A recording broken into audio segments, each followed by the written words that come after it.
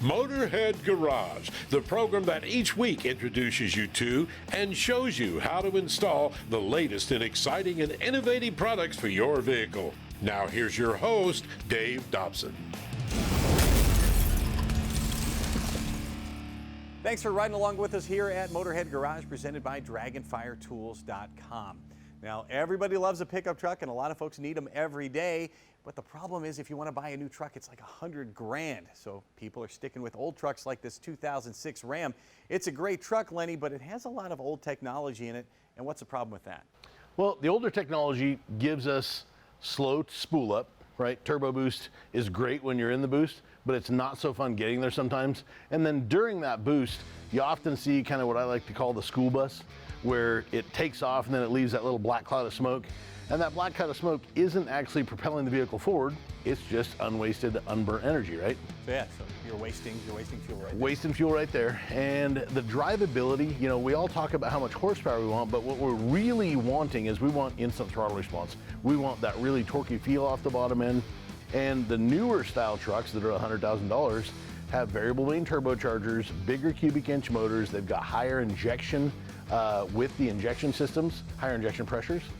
And with all of that stuff, they have that really snappy feel that these older trucks didn't have. Well, what we thought of was we wanted to get rid of the black smoke. We wanted to bring people something that was really torquey and snappy feeling. We at Dynomite Diesel decided to try this idea of a pilot hole inside of the injection nozzle. And a lot of the problem was the pressure. Like this common rail enjoys variable rail pressure, but mechanical trucks don't really enjoy that at all. So with mechanical trucks, like these older style injectors has a pump, a line, and then it goes to the injector. And in order to get these things to make any horsepower, they had to have a really large spray orifice. Large spray orifice means poor atomization unless you're shoving a lot of fuel at it to make a lot of pressure. So with full throttle, you're great, but when you're easing into the throttle off the red light, it's a problem. Yeah. So at wide open throttle, you're going to see really high needle travel and a lot of injection pressure hitting this injector. Atomizes very, very well. Well, with today's technology, abrasive flow machining, we've got our own EDM in-house so we can move and manipulate angles. We can also then put the pilot holes in, which we hold a patent on this. Let's look at the anatomy of an injector from Dynomite Diesel here with the pilot hole. So show me what we're looking at here on the board. Well, basically, I'm going to use my little injector here as my pointer because it's so cool. Now, we've got the general shape of a nozzle. We've got the general shape in blue of the needle valve. We've got arrows indicating in blue the needle valve's travel up and down. I've also drawn a red line right there for stop. That's where the seat is. Nothing leaks past the seat unless it's supposed to go past the seat. So with common rail, we've got a solenoid at the top of that, and the solenoid tells the injector when to start passing fluid and when to fire. So what happens is below this seat, this gets flooded with diesel fuel in the green. That starts to flood. You're going to get these two little tiny pilot holes to atomize fluid and spray out into the piston bowl. And then under higher pressure, when the needle starts to rise further, you're going to go back to the primary spray holes, bypassing the pilot holes. Genius. So what are folks going to notice if they have injectors from Dynomite Diesel? First off, we balance things within 2%. So every single injector in that set is going to be 98, 99, or 100% of what its target goal was. Others are going to be within 15 to 20%, maybe 18% is kind of a real target. So very smooth, very drivable feeling. The pilot hole technology, like on a cold morning where you would chronically see a bunch of idle haze and things like that, that idle haze is going to be just seconds, not minutes worth of it. The pilot hole technology, because it's so much more efficient at those low idle speeds like that, the tachometer is going to be very stable, your brakes are going to be more under control, and the steering wheel is going to fight you less in those really low speed situations, especially on a hot day in, say, a mall parking lot or coming out of the post office, getting onto the street. If you're in a situation where you see that, there's the truck coming up the road and you're thinking, man, I know that once I get up to speed, I've got enough horsepower to kind of run away from that guy, but do I have enough throttle response to get away from that guy right now? The answer is chronically going to be yes, because this is going to give you that off the bottom from 0 mile an hour to 25 mile an hour. It's going to be a very noticeable difference. So none of that idle haze that you see in a lot of diesels. Better throttle response right off the bat. more efficient burning of the fuel, and none of that black soot. You can find all of this technology and how to get it at dynomitediesel.com. This stuff is incredible. We'll be right back with more great products for your vehicle here on Motorhead Garage, presented by DragonfireTools.com. Don't go away.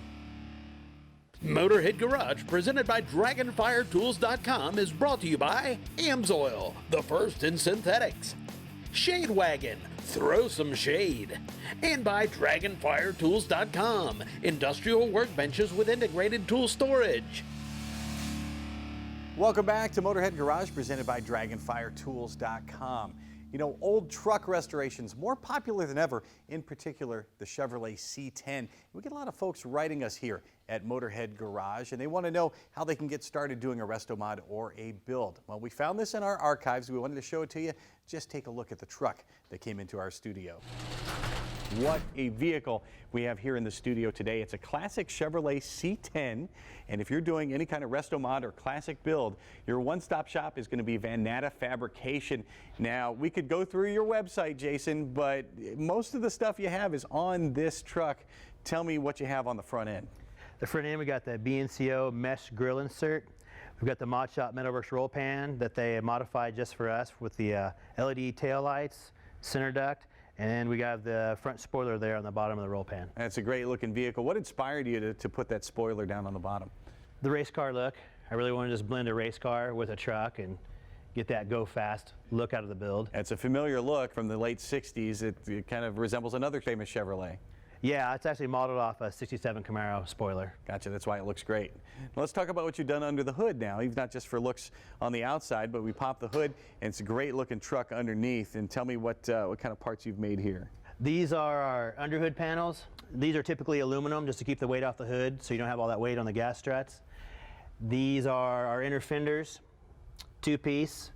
This is our core support filler panels and our radiator cover, and you can see here I've welded it all together and welded it to the hood latch. And that's something that's easy to do because we see the parts raw and that's what they look like when you get them. How easy are those to actually put on the car? These just drop in place, and this just basically drops in place too. Once you bolt it all together, this seems pretty tight. Just do a little bit of fitment and you can start tacking this together, then just take it off to finish it out. A lot of our customers leave them separate. A lot of our customers that maybe have a shop building their truck, they'll have them mold all this together. And then we have our 5-piece firewall kit back there. It's bead rolled to match the inner fenders, and we have our coil pack covers. So what parts do you sell for the motor? I'm a dealer for several different companies that we get accessories from. These are the Concept 1 accessories here in polished. They also have them in anodized black. I'm a dealer for Texas Speed. We've got the Texas Speed race heads. They provide the fast intake, the bigger cam. We use Texas Speed engine parts in all of our builds. One thing's kind of wild under there, the master cylinder. Tell me about the brake system. That's the Willwood dual reservoir master cylinder, and I swapped out the reservoirs for their billet aluminum units. Then we run their big brake kit on all of our builds. Excellent. The wheels look great. What are those? Those are the Forge lines. I'm a dealer for several wheel companies, but the Forge lines are just the perfect wheel for the look of this truck. And here's a nice touch I really like, the logo that you put on the side. Tell me about that. BNCO, they made the mesh grill for this truck. They also made my emblems. Those are billet aluminum. Excellent. And you told me this is a pretty popular item, the mirrors on these. Yeah, we've sold quite a few sets of these. These are 2015 to 2019 Mustang mirrors. We can get them with turn signals or without. And they're cut down and modified to bolt right onto your C10. Now they look great, and the interior, it will really blow you away when you take a look inside this truck. We got the TMI seats, door panels, headliner. I handmade the dash to fit in the Dakota Digital gauges because the ones I'm using are universal gauge. And now the seats. Seats are incredible. Tell me what you got there. The TMI seats in a gunmetal in red. They're great looking. How are they to sit in? Very comfortable. And the steering wheel? Billet specialties. So what else have you guys provided for the interior? We've got our kick panels, our dash overlays, our double din panel, the center console, and glove box overlay are all parts that we make. And when you're doing a resto mod, you want to put the modern conveniences in, hence the backup camera in the center. Yes, this truck actually has a front camera and back camera to assist with parking. Save your investment. For sure. Another thing that jumps out to me is the glass. I don't see any rubber seals. I don't see any chrome. What have you done? This is the Fessler flush mount glass. It eliminates all that. The glass is oversized. It gives you that modern look of what you'd have on a newer vehicle. We use it on our classic builds and our resto mods and our pro touring trucks. And if you're going to lower a truck, you're going to need the monster notches, but you need a way to hide that. You need to bring the bed up higher. So what have you done to make that easier? Yeah, we typically raise the bed floor about 8 inches to get over any notch or aftermarket chassis. Once we raise the bed floor up, we put in a square tubing structure. Then we start building all these sheet metal panels. We bead roll them for looks. Now, if you're doing this at home, putting in a new bed, you're going to need a plasma cutter, some shears, and it's going to take you forever to put the new bed in. But you guys are making that easier going down the road. Yes, we're hoping to have within the next year an entire bed kit out, pretty similar to this. There'll be some options to it for the customer to choose from. Excellent. How long will that take to install then once I get it? We basically turn them into a kit in the shop for ourselves, and I install that in less than a day. Oh, wow. Making it easy to make your resto mod or your classic truck build look fantastic. Everything you need is at VannattaFabrication.com. We're going to keep on trucking. We hope you join us for the ride. More Motorhead Garage presented by DragonfireTools.com coming up. Motorhead Garage, presented by DragonfireTools.com, coming to you from the Shade Wagon Studio.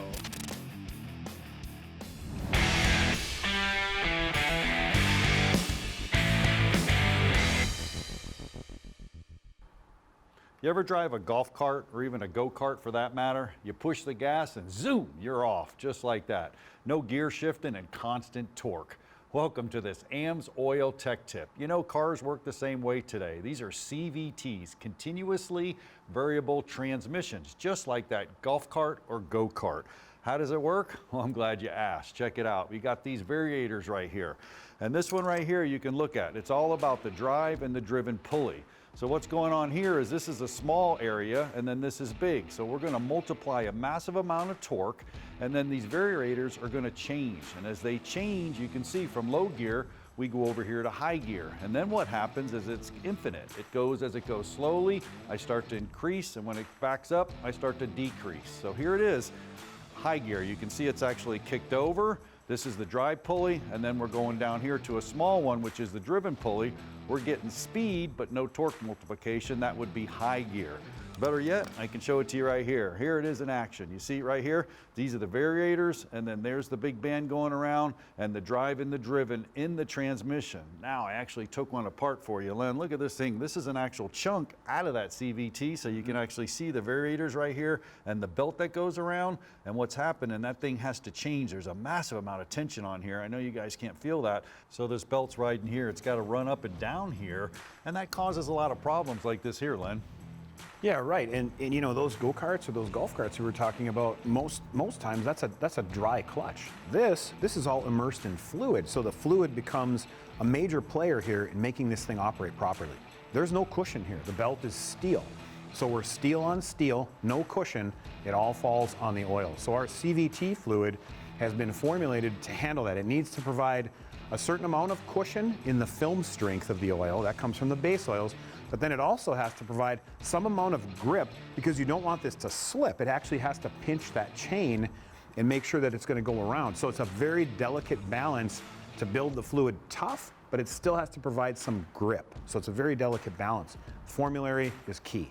And you know, I hear a lot of people talking about, man, I might have put the wrong fluid in there. Fluid will wipe out one of these things in a heartbeat. The wrong fluid, that is. You can see the graphic. You guys got the Nissan pulley there versus the Amsoil.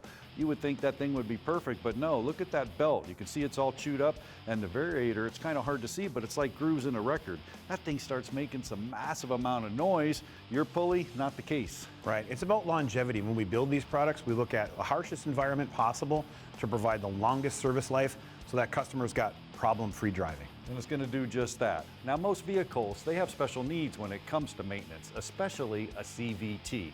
No worries, go to Amsoil.com for the peace of mind knowing that your vehicle needs are going to be met and exceeded. Johnny Green is our PaintedAutoParts.com Motorhead of the Week, and let me tell you, he is a first-class motorhead. Johnny has a whole stable of cars that he's worked on and restored through the years just for fun. And Johnny's garage is full of classics, and he says he loves every single one of them because they all have a story behind them. I asked him if he's thinking about getting any more cars, and he told me, heck no, I'm trying to quit that. He says all the time people ask him if he's going to build a bigger garage, but Johnny says he'd just have to buy more cars to fill a new garage up, and he'd fall into the same cycle once again. The collection consists mostly of Chevys, but Johnny tells me he doesn't favor any make or model over any others. It's just kind of worked out like that through the years. And oh, by the way, one of the most important vehicles in his collection, a flatbed tow truck. That's so he can haul his cars around to various shows. And it also comes in handy for hauling cars for other people too. And he says the secret to getting more jobs like that is to take care of other people's cars just like he'd take care of his own. Good stuff, Johnny Green. You are the PaintedAutoParts.com Motorhead of the Week. You can be like Johnny. Just go to MotorheadGarage.tv and tell us why you or someone you know should be the Motorhead of the Week. We'll be right back with more Motorhead Garage presented by DragonfireTools.com. So keep it right here. Motorhead Garage presented by DragonfireTools.com. Industrial workbenches with integrated tool storage. And brought to you by PaintedAutoBodyParts.com, the leading U.S. auto body parts online store. VG Motors, highest rated and most reviewed load jack dealer in the United States. And by Custom Auto Sound, the originator of classic car OEM fit radio since 1977. Thanks for joining us here at Motorhead Garage, presented by DragonfireTools.com. If you love classic cars like this, if you've got one, maybe you're building a new one. A lot of folks, of course, naturally do an LS swap. They drop a new modern engine in an old vehicle like that. Or maybe they just want to go to fuel injection on the old motor they have. Josh, why do folks, for the folks that may not know, why would folks want to go to fuel injection as opposed to a carburetor? Compared to a carburetor, you're going to get a lot more consistency when it comes to cold starts. So whether the weather's hot, whether the weather's cold, whether you live in a high altitude location or low altitude, you're going to get a lot more consistency when it comes to going out to your car, turning the key, and the engine turning right over. So reliability, maybe some more control, and just moving away from mechanical to kind of a digital. We live in a digital age, so you get a lot more customizable features and stuff like that when you move to something like modern fuel injection. So when you move to modern fuel injection, why should someone choose ACES EFI? A couple different things, affordability being a pretty large one that people consider when you're already looking at a pretty expensive build. You're wanting to make sure that it's done the right way, but you want to make sure that it's kept within budget, of course. So affordability is a big thing. We want to make sure that people have really quality components and products at an affordable price. We include OEM standard computer chips in all of our products, so we use automotive grade. We use better software, better architecture. We use 32-bit in all of our stuff as opposed to using 16-bit. So newer software, better processors that allow the systems to take the data they're reading and make decisions faster and fill out the fuel tables in a more accurate way. We'll talk about tuning in a second. Now, when folks are getting an LS motor, they're usually pulling out of some vehicle, some other vehicle, and it may not come with the fuel injection system or with the control system. Right. So what are you getting with ACES EFI that's basically a kit that they can put onto their engine? Yeah, so if you're looking at doing an LS swap, like you said, that may come out of an engine that's got everything, it's all good to go, or there might be some components that are missing. So we provide several options for people depending on what they need. So you can start with just kind of a base LS kit. If you have all the components that you need, but you need something to control it and you need a new wire harness where all the connections are good and everything, it's all laid out nice and neat, you can go for a base kit that would come with like an ECU, your harness, some of your wideband O2 sensors, some weld-in bungs, a few other accessories just to kind of get you going. But maybe if you need something a little bit more than that, say you need a manifold, fuel injectors, coil, stuff like that, we have our top-end kits that would come with a fabricated welded manifold, comes with your fuel rails, your injectors, either a drive-by cable or a drive-by wire throttle body. Comes in either 500 or 800 horsepower kits, just kind of depending on what folks need. And then it will work with your stock coils, but we also have those available if you need those as well. This sounds awfully complicated, but you gear it toward the DIY person. What's it like to install this? So pretty simple setup, like you said, geared towards the DIY automotive enthusiast. You follow the instructions to lay out your wire harness, plug everything up. Then you go into your handheld that we provide with each of our kits. You can see all your sensor readouts, your tach, has a GPS chip built into it if you want to have a speedometer there as well. You go into it, you go to your setup wizard, you answer anywhere from 6 to 12 questions depending on the product. Just some basic preliminary questions that it needs to know in order to start learning. So you would answer things like, what's the cubic inch? How many teeth is on the reluctor wheel? What kind of map sensor are you using? Are you doing drive-by cable? Are you doing drive-by wire? Are you doing a manual transmission? Are you doing like a GM 4-speed, like a 4L60, 4L80? A couple other basic questions. You hit save, you turn it off for like 5 seconds so that way it can save everything. And when you turn it back on, if you're doing drive-by cable, you do one more setting check, and then otherwise, drive-by wire, you're good to go. You turn it on. Once the engine gets up to temperature, it will go into what is called closed loop, where it closes the circuit and it allows it to start learning. So it starts filling out those fuel tables, and then give it anywhere from 30 minutes to an hour of driving, and it will populate all the fuel tables that it needs to, and then it's good to go. You can take it back, you can park it, you can keep driving, and it will save that learn, and every time it comes back on, it'll be there ready to go. And what if I'm having difficulty with the setup or with the installation? What resources do you have for me? So the manual that we provide is pretty detailed. It should be everything you need, but if it's not, we have a bunch of FAQ resources online, but you can always give us a call, 423-590-ACES, and any of our technicians, even our customer service staff are trained to answer a lot of the basic tech troubleshooting questions, but they'll be able to help you guys out and get you going. That covers the Jackpot LS system for folks that have an LS motor. But for folks that want to keep the engine they have and want to go to fuel injection, what options do you have for them?